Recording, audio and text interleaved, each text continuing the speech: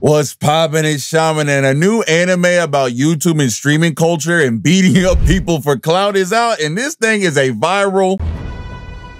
Invincible references and bad puns out the way. This show really is amazing on the way that it tackles this topic. And it really poses a question to me, and I'm gonna ask y'all, what would you do to be internet famous? A simple question, especially when over 50% of Gen Z wants to be some type of influencer or content creator. And for them to try to reach that answer could really be anything. And this show really tackles on that topic of what would you do to have internet fame and money. So keep that question in mind as we go into this show, because I want to tackle this by the end and see if we can come to a resolution and wonder really what is the limits of what people will go for internet clout. So the anime today is called Viral Hits, and our main protagonist is Hoban, and he is, like many people, just an average Joe. He's not super smart, not super strong, or really anything, as he says himself. The only thing he's really good at is getting bullied, as every influencer in his class seems to want to pick on him. And just like YouTube culture, even though he's featured in all the videos and he's the punching bag, our boy doesn't see none of that ref split. Like, God, first episode, I'm already getting flashbacks of the David Dobrik's and other YouTubers that use all their friends as punching bags while they get all the big bucks. And our boy's getting used straight like a prop, just getting beat up and used for makeup tutorials. And he knows that he might not have the personality to become an influencer himself, but he knows that piece of the pie is life-changing, especially with his mom in the hospital.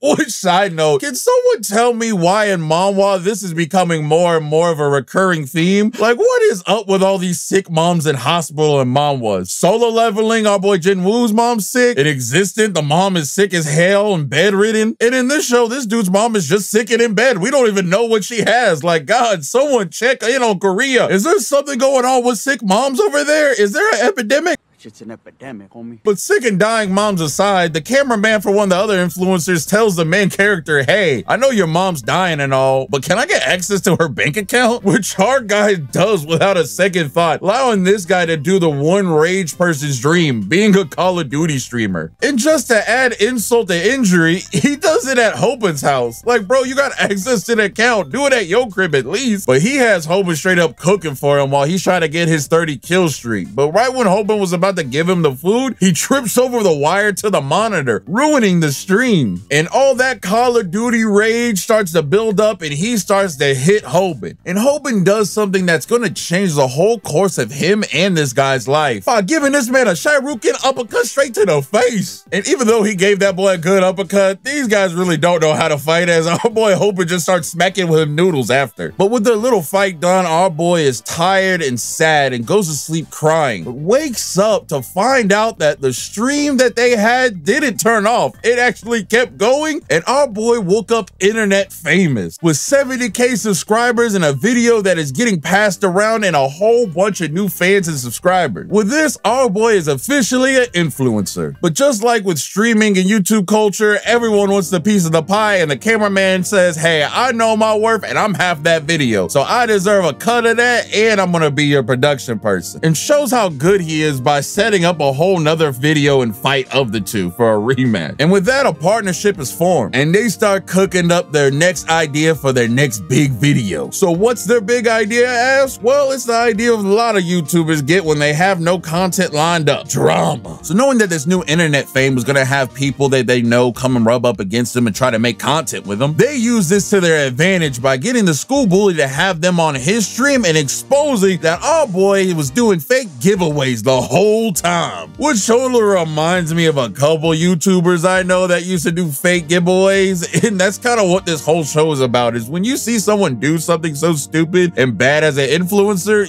you really get reminded of some of the crazy stuff that you have already seen. But their plan worked so well that the bully had to go make an apology video to his fans, and a horrible one at that. Like, it's so bad, I swear he just needed to bust out the ukulele and it would have been better. But this worked perfectly for Hoban and Snapper because this just made them even bigger and had people rooting for them. So much so they were able to get monetized and start cashing out already. But they realized that they didn't get paid as much as they thought they would because their videos are too short and they are easily able to be demonetized as well. Because even in anime, that yellow symbol can still ruin your whole day. Knowing that views is one thing, but retention is a whole nother. So our boy has to figure out how he can last 3 minutes in a street fight. So our boy does the thing that most of us done when we don't know what to do. Look up YouTube tutorials. But luckily for him, he was able to find a man in a chicken helmet that was able to teach him everything that he needed to know. As our boy knows that he needs to ante up and start getting in bigger fights and doing more. So our boy knows that this internet game is serious now. As this life-changing money and opportunity is something that he does not want to pass up on, and which for a lot of people would stake their life on. Especially for our boy, where this internet stuff got him so famous he was able to get him a cute little baddie, who's also childhood friends with the strongest dude in school. But he was able to take old girl out on a date and had a hell of fun until the end after homeboy left. And the school bully from earlier, whose life has been destroyed because of the last video,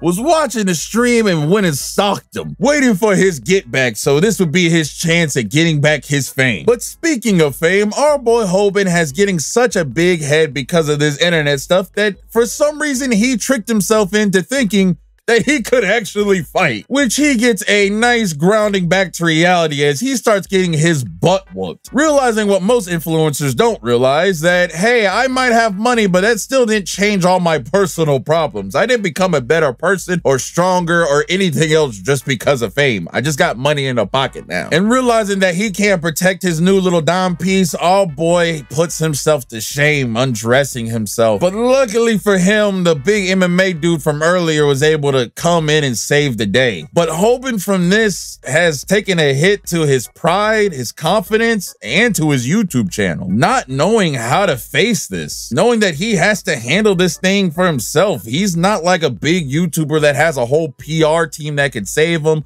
or have security and all this. He has to fix this situation for himself if he wants to get his fans back. So he decides, hey, I'm not letting this opportunity go. And our boy does some self-training for a whole month watching YouTube tutorials from the chicken guy. While our boy Snapper was getting his ass beat every day for a whole month by that bully from earlier, who somehow was able to pull off a low-tier god and just embrace being an asshole and almost got 1 million subscribers now. He has more than what he started with. Just showing another layer of people who hate a person but love to support it and watch the downfall, I guess. But our boy Hoban has been cooking in the lab, working out and coming up with ideas, and comes back to school ready to make the next viral hit. Because he is no longer going to be the person on the run in the defense, our boy is finally going to get him some real win. With a lot of intricate planning, he is able to pull off getting back all of his fans and destroying this guy's whole career.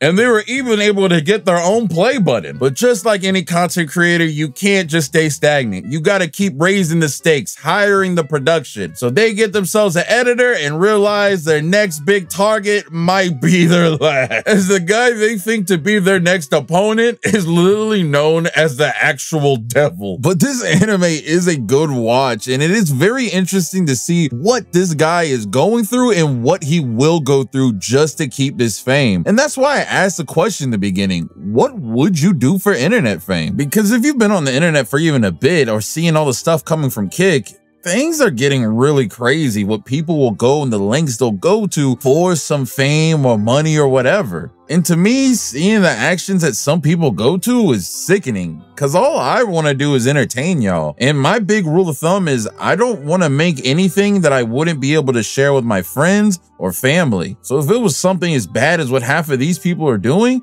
I would just feel horrible, because my biggest reward is getting to entertain y'all. It truly is a rewarding experience for me, and I enjoy sitting on the couch and watching funny videos of mine with my family and friends. So if I can bring some joy into people that I care about life, that's all that really matters to me.